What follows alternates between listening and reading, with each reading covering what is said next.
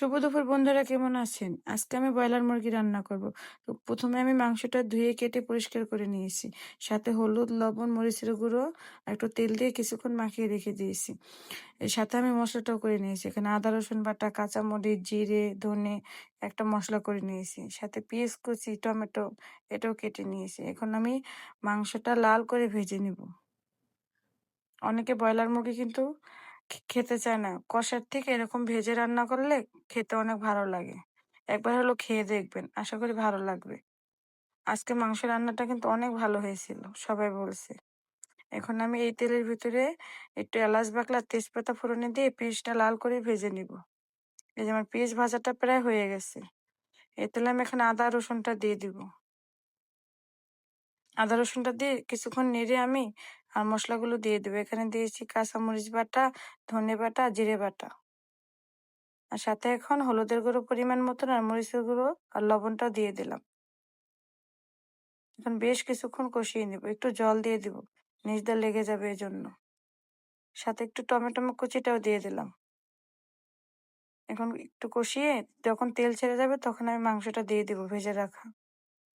দেখুন কত সুন্দরভাবে তেলটাও ছেড়ে গেছে। এখন আমি ভেজে রাখা মাংসটা দিয়ে দিব। মানে বেশ কিছুক্ষণ কষিয়ে দিব মাংসটা দিয়ে। ভেজে রাখা মাংসটা কিন্তু বেশিক্ষণ কষাতে হয় না, তারপর আমি 10 মিনিটের মতন কষিয়ে নিব। কালারটা কিন্তু দেখুন কত সুন্দর আসছে। এভাবে একবার হলো আপনারা খেয়ে দেখবেন। এই যে আমার কষানো প্রায় হয়ে গেছে, আর একটু কষাতে হবে। আবার একটু ঢাকা দিয়ে রাখবো। দেখুন কত সুন্দর করে চারপাশ দিয়ে তেলটাও ছেড়ে গেছে। এখন পরিমাণ মতন আমি ঝোলটা দিয়ে দেবো। ঝোলের পরিমাণ কিন্তু কমই দিব। ব্রয়লার মুরগিতে কিন্তু বেশি ঝোল দিয়ে রান্না করলে ভালো লাগে না। এখন কিছুক্ষণ ফুটিয়ে নিব। এই যে ফুটে গেছে।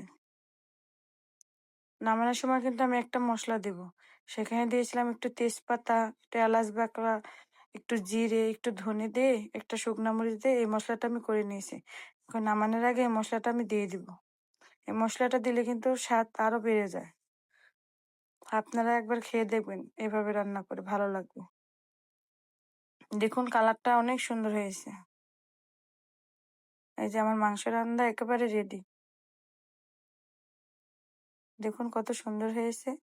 ভিডিওটা ভালো লাগলে একটা লাইক কমেন্ট করে দিবেন।